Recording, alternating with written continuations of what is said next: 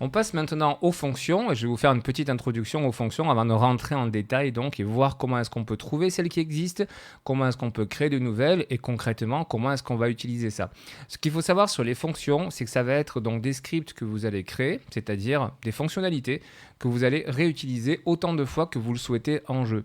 J'ai ici pour l'exemple créé une fonction qui s'appelle gestion vie. Alors vous le verrez, hein, derrière ce node, il y a un script que j'ai créé, mais qui me permet plutôt que de chaque fois copier-coller ce script autant de fois que j'en ai besoin dans tout mon jeu, eh bien non, je vais simplement appeler cette fonction. Et comment elle va être lue cette fonction que j'ai appelée gestion vie, j'aurais pu l'appeler n'importe comment. Eh bien, ça se passe la lecture en deux étapes. La première étape, c'est ce qui se passe dans la colonne de gauche, ici, avec ce qu'on va appeler les inputs. Nous avons ici un pin d'exécution qui est caractérisé par ce triangle donc blanc.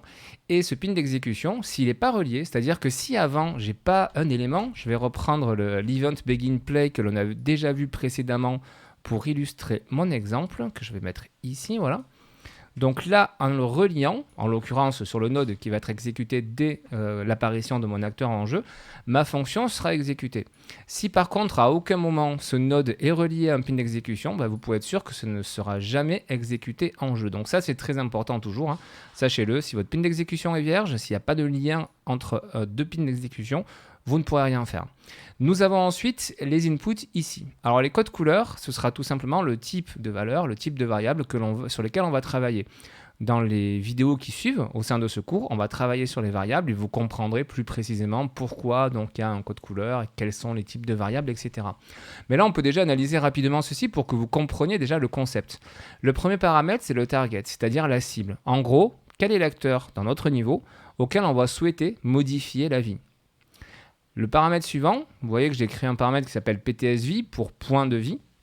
Cette variable-là, ça va être tout simplement une valeur que l'on va renseigner, qui peut être par exemple négative si on souhaite enlever des points de vie, qui va être positive si on souhaite ajouter des points de vie. Et quand cette fonction donc va être exécutée, ça va récupérer ça. Donc ça va récupérer l'acteur sur lequel on va vouloir travailler. Ça va récupérer la valeur de points de vie que l'on souhaite ajouter si c'est positif ou soustraire si c'est négatif.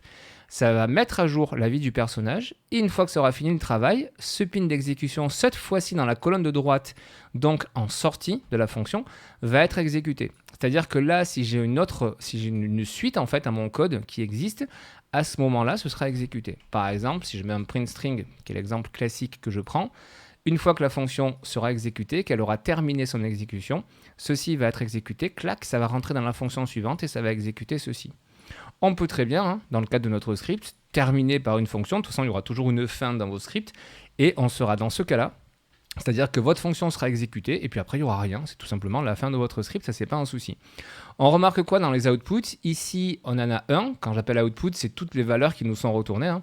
Donc ici, on n'en a qu'un seul avec la vie mise à jour. Ça, c'est moi qui ai donné le nom à ma variable comme cela. J'ai beaucoup de mal avec le français dans le nom de mes variables.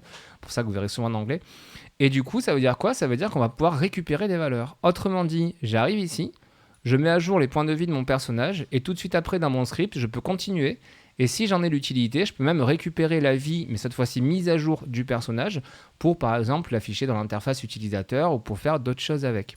Donc c'est comme ça qu'on va lire les fonctions et on va maintenant regarder concrètement déjà comment on peut rechercher les fonctions qui existent dans Unreal Engine et après comment on va pouvoir créer bien évidemment nos propres fonctions.